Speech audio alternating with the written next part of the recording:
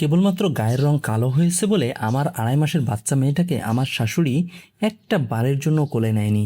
এই রঙের জন্য তো আমি দায়ী নই। আবার প্রশ্নটা রঙেরও নয়। সব রঙের মানুষের সৃষ্টিকর্তা তো একজনই। বাচ্চাটা সুস্থ আছে, ওজন স্বাভাবিক আছে, ঠিকমতো শ্বাস নিতে পারছে, এটাই কি যথেষ্ট নয়? প্রচণ্ড মন খারাপ হয়ে এলো আমার। সোনাইকে খাইয়ে ঘুম পাড়িয়ে দিলাম। গোসল করতে যেতে হবে, কিন্তু একা তো রেখে যেতে ইচ্ছে করছে না। বাড়িতে মানুষ বলতে আমার শাশুড়ি আর একটা স্কুল পড়ুয়া ননদ আছে। আমার বর এবং আমার শ্বশুর কাজে গিয়েছেন। আমি কাপড় ঠিক করে উঠে দাঁড়ালাম। সোনাইয়ের দুই পাশে কোলবালিশ রেখে কপালে ছোট্ট করে একটা চুমু খেলাম। এরপর রুম থেকে বেরিয়ে রাহার রুমের দিকে গেলাম। দরজা নক করে বললাম, রাহা, ফিরে আসো। রাহা বসে বসে ফোন টিপছিল। আমাকে দেখে বলল, হ্যাঁ ভাবি বলো। মিহি হেসে বললাম, বোন, একটু আমার রুমে এসে বাবুর পাশে বসো না, আমি গোসলটা সেরে আসি। রাহা বলল, হ্যাঁ ভাবি, এখনই যাচ্ছি। রুম থেকে বের হতেই সরাসরি শাশুড়ির সামনাসামনি পড়ে গেলাম। আমার দিকে কিভাবে যেন তাকিয়ে আছেন উনি। আমি চুপ করে চলে আসতে চাইলাম, কিন্তু সেই মুহূর্তে তিনি বলে উঠলেন, কি গো বউ, আমার মাইয়াটারে নিজের কামের বেডি পাইছনি, যখন মর্জি ফরমাইশ খাটাইবা। আমি সঙ্গে সঙ্গে প্রত্যুত্তর করলাম, না না মা, ওরকম তো কিছুই না। আমি শুধু এসে ওকে বাবুর পাশে একটু বসতে বলেছি। আপনি একটু ভুল বুঝছেন। যা বুঝার ঠিকই বুঝেছি, তুমি আমাকে বোঝাইতে এসো না, নিজের ঘরে চলে যাও। রাহা তখন আমার দিকে করুণ চোখে তাকালো। আমি তো কিছু বলতে পারলাম না। নিজের রুমে চলে আসতে নিলাম। তখন আমার কানে এলো তাদের কথা। রাহা বলছে, মা, তুমি ভাবির সাথে এভাবে কথা বলো কেন? তাতে তোর সমস্যা কোথায়? যার সাথে যেভাবে কথা বলা লাগে আমি ওভাবেই কথা বলি। শখ কইরা পোলারে একটা বিয়া করাইছিলাম। চাইছিলাম একটা বাধ্য বউ আনবো, যাতে করে আমার সব কথা শুনে। অথচ দেখো, কপাল পোড়া আমার কপালে জুটেছে এমন একটা মেয়ে যে কিনা প্রত্যেকটা কথায় তর্ক করে। আল্লাহ বাঁচাইয়া রাখলে আমি আমার পোলারে আবারও একটা বিয়া করামু। আমি চলে এলাম ওখান থেকে। কি যে কান্না পাচ্ছে আমার। খুব ইচ্ছে করছে কেঁদে বুক ভাসাতে, কিন্তু এখন তো বয়স হয়েছে। কান্না করে বায়না ধরে খেলনা গাড়ি পাওয়ার যে বয়সটা, সেটা তো আর নেই। লম্বা একটা শ্বাস টেনে সোনাইকে আরেকবার ঠিকমতো গুছিয়ে শুইয়ে কাপড় নিয়ে ওয়াশরুমের দিকে চলে গেলাম। আমার বিয়ে হয়েছে এই 3.5 বছর হচ্ছে। তখন আমি অনার্স সেকেন্ড ইয়ারে পড়ি। একদিন কলেজ থেকে বাসায় ফিরে বসার ঘরে অনেকগুলো মানুষ দেখতে পেলাম। আম্মা আমাকে বলল, অঙ্গজা, শোনমা, তোকে দেখতে এসেছে ওরা। আহ, ভীষণ ভালো ঘর থেকে সম্বন্ধ আসছে, তৈরি হয়ে নে। তারপর আমাকে রেডি করিয়ে নিয়ে এলো ওখানে এবং বসালো। পরে বুঝলাম তারা মেয়ে দেখতে এসেছে। বরাবরের মতোই আনুষ্ঠানিকতার সাথে মেয়ে দেখাটা হয়ে যাচ্ছিল। আমি দেখার রীতিনীতিটা আমার জানা, তাই চুপ করে সব মেনে নিয়েছিলাম। আর চোখে কয়েকবার আমার সাথে যার বিয়ে ঠিক হয়েছিল তাকে দেখে গেছি।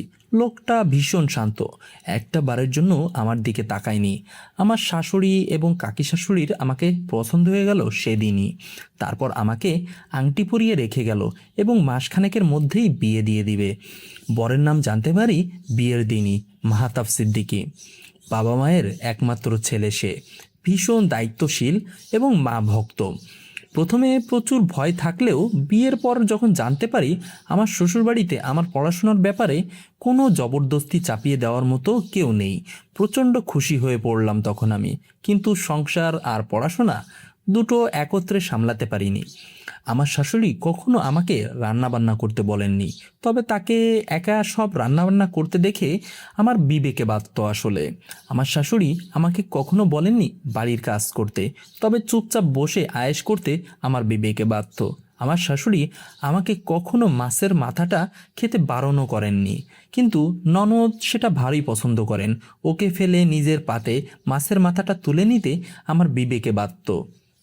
আমার শাশুড়ি আমাকে কখনো পড়াশোনা ছাড়তেও বলেননি, কিন্তু কাকি শাশুড়িরা যখন পরনিন্দা এবং পরচর্চা করতে রোজ রোজ এ বাড়িতে এসে গরম খবর হিসেবে বাড়ির বউয়ের বাড়ির সব কাজ টাজ শাশুড়ির উপর ছেড়ে দেওয়া নিয়ে কথা বলতো, দিনের নামে কলেজে গিয়ে হিল্লিপনা করার উপর লাগাম টানার উপদেশ আমার শাশুড়িকে দিত, আড়ালে তা শুনতে আমার বড়ই বিবেকে বেঁধেছিল।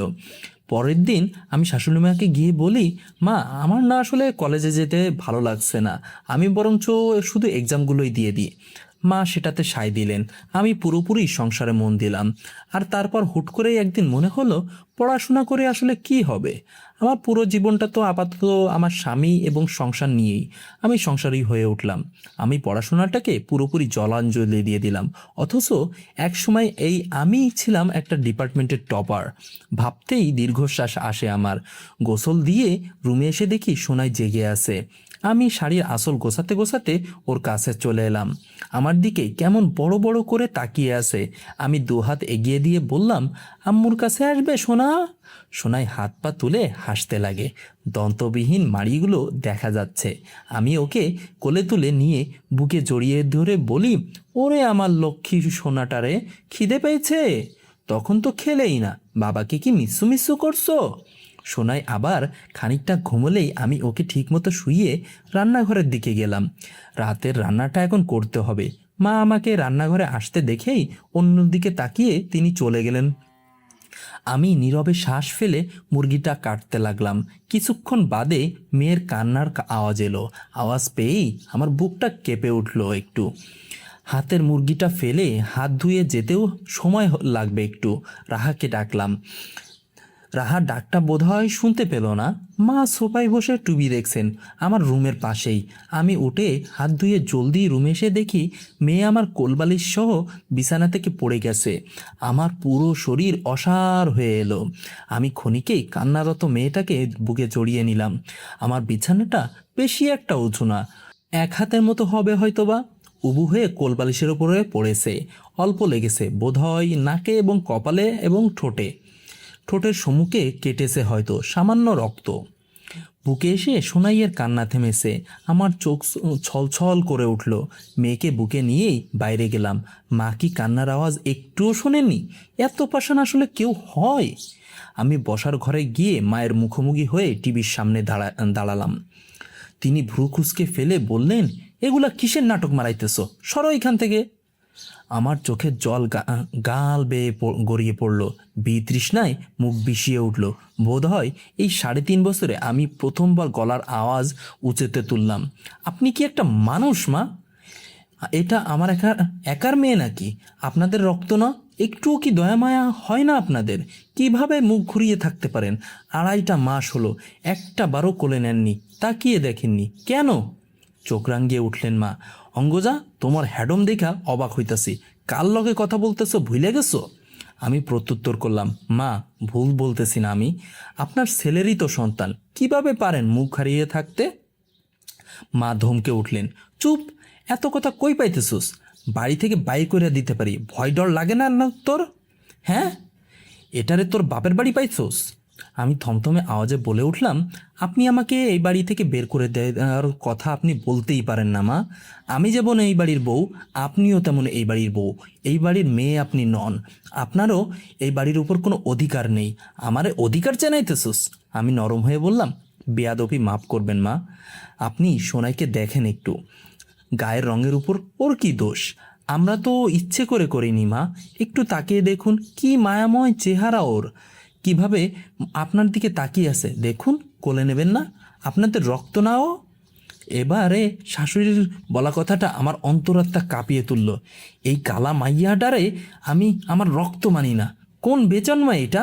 কোনখানে কোন কুকাম কইরে আইসা পয়দা করছো সেইটারে? কে জানে? তোদের দুইটারে যে এই বাড়িতে এতদিন জায়গা দিয়েছিলাম, এই তোর 7 কপালের ভাগ্য ছিল। আর তুই কাহিনী শুরু করছিস। থাকতে খাইতে পারতেছিলি, ভালো লাগতেছিল না না?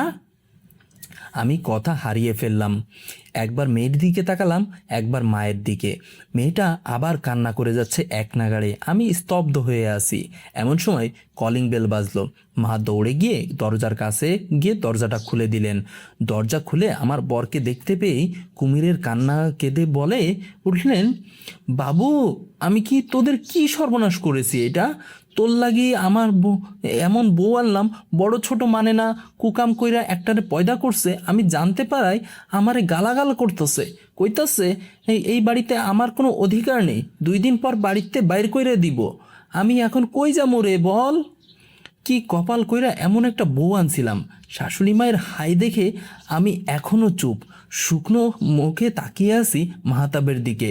বাড়িতে আসতে না আসতেই এভাব শুনতে এলো, ওর রাগ বেশি, তারও বেশি ধৈর্য। এখন মাহাতাবই শেষ ভরসা। মাহাতাব, তুমিও কি মায়ের কথায় আমাকে অবিশ্বাস করবে?